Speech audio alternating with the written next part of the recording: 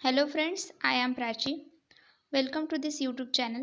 Today's our topic is Electrical Circuit and Network Unit 1 Basics of AC Circuit. तर या व्हिडिओमध्ये आपण lagging leading means काय आहे ते बघणार आहे. त्यानंतर फेज मीन्स काय आणि इन फेज आणि फेज डिफरन्स मीन्स काय तर त्याचे कॉन्सेप्ट आपण बघणार आहे. तर लास्ट व्हिडिओमध्ये आपण बघितलं आहे फेज मीन्स काय होते. त्यानंतर आता आपण बघणार आहे इन फेज मीन्स काय आहे. तर स्टार्ट करूया in phase. When the two quantities have the same frequency and their maximum and minimum point achieve at the same point, then the quantities are said to be in phase with each other. इथे sinusoidal wave दिसते आहे. ही sinusoidal एक wave आहे. दिस is the sinusoidal wave. तर इथे काय म्हटलेलं आहे, जेव्हा दोन क्वांटिटीजची फ्रिक्वेन्सी ही सेम असते आणि जेव्हा ते क्वांटिटीज त्यांचे मॅक्झिमम पॉईंट आणि मिनिमम पॉईंट एका टाईमला अचीव करतात तेव्हा त्या क्वांटिटीजला आपण काय म्हणतो की फेजमध्ये आहेत. Suppose two quantities current I1 and current I2 reach their maximum and minimum point at the same time that we said or called in phase.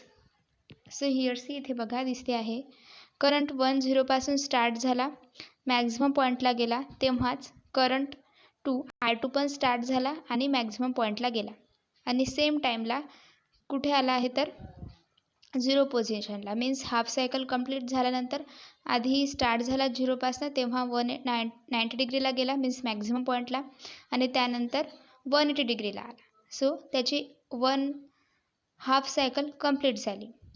So त्यानंतर consider the two alternating currents IM1 and IM2 shows in the figure. Both the quantities attains their maximum and minimum peak point at the same time.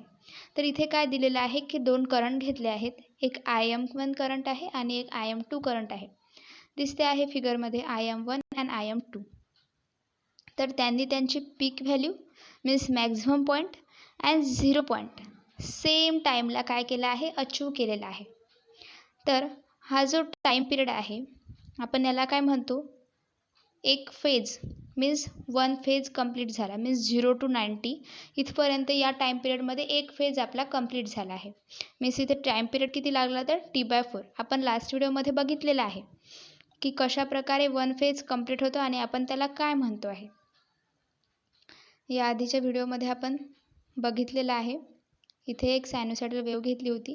त्यानंतर आपण इतका time period means 0 to A पासूनचा time period T/4 second म्हटला होता आणि पूर्ण सायकलचा time period capital T होता. तर हे झालं फेजमध्ये.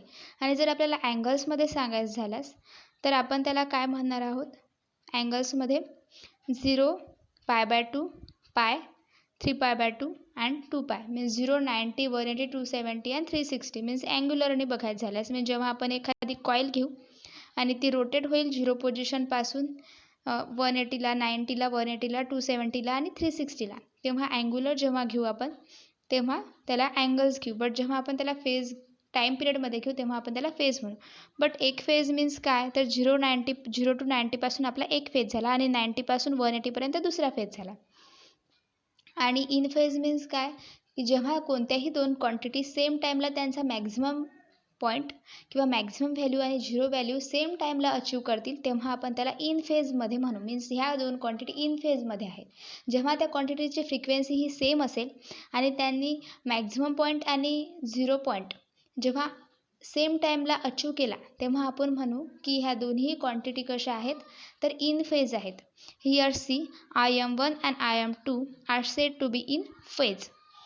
दी quantities establishes at the same instant means त्या सेम टाईमला काय करत आहेत तर त्याची व्हॅल्यू चेंज करत आहेत. मीन्स त्या दोन्ही क्वांटिटीने सेम टाईमला पीक पॉईंट और मॅक्झिमम पॉईंट अचीव केला आहे. त्यानंतर त्यांनी 180 डिग्रीला अचीव केलेला आहे आणि त्यानंतर खाली येऊन परत पूर्ण एक सायकल कंप्लीट झालेली आहे. 0 पासून स्टार्ट झाला दोन्ही क्वांटिटी, त्यानंतर मॅक्झिमम पॉईंटला गेला, त्यानंतर 180 डिग्रीला आला, त्यानंतर 270 आणि 360.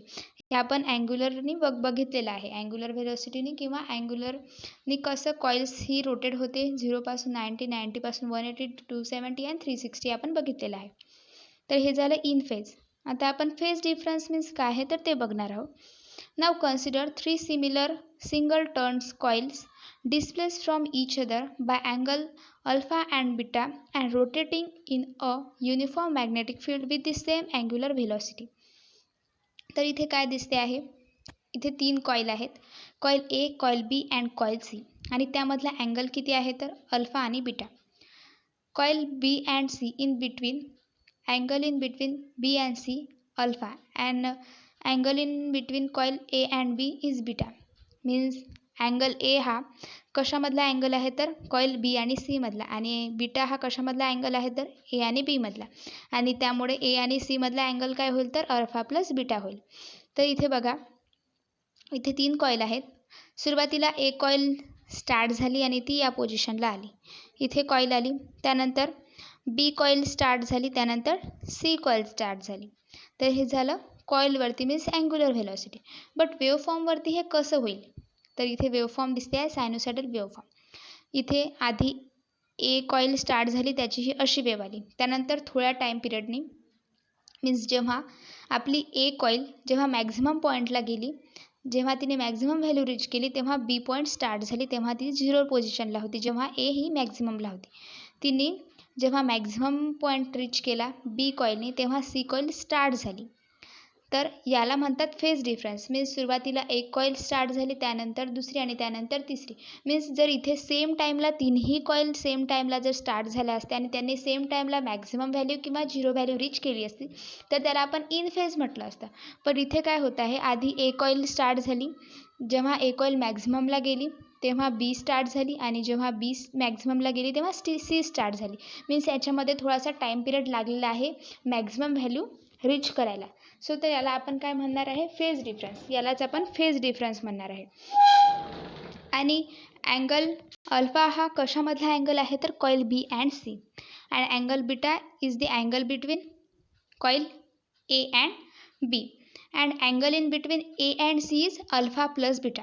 कारण की यांची जर प्लस केली मीन्स ए आणि सी मधला अँगल काय होईल अल्फा प्लस बीटा, आणि याला टाईम पिरियड किती लागेल तर T second.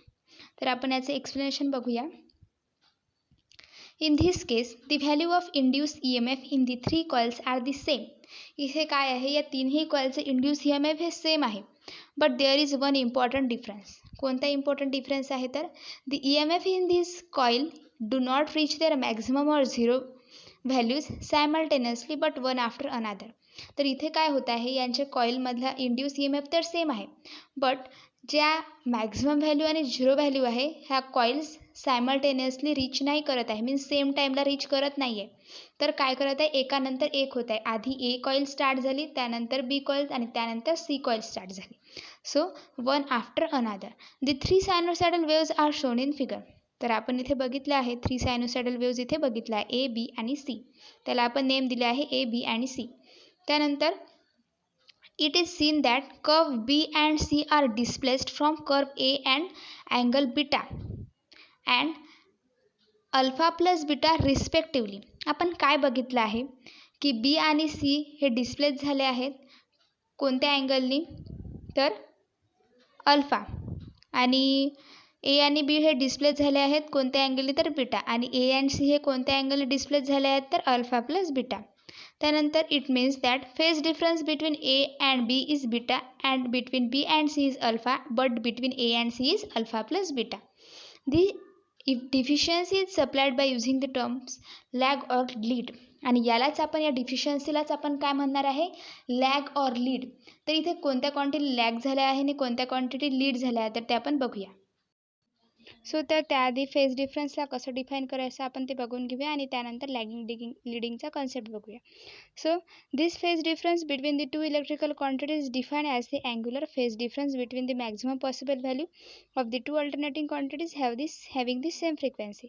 In other words, the 2 alternating quantities have phase difference when they have the same frequency but they attain their 0 value at the different instant. The angle between 0 point of alternating quantity is called angle of phase difference. तर याला आपण angle of phase difference म्हणायचं, की जेव्हा त्यांची frequency same असेल but त्यांच्या 0 value ह्या डिफरंट इन्स्टंटला ते अचीव करतील, त्याला आपण काय म्हणू, angle between 0 points of alternating quantity is called angle of phase difference. So हे झालं phase difference and angle of phase difference. तर यानंतरच्या व्हिडिओमध्ये आपण लॅगिंग लीडिंग मीन्स काय आहे आणि त्यानंतर फेज डिफरन्स हे एक्सप्लेन करूया इन डिटेलमध्ये. So today thank you.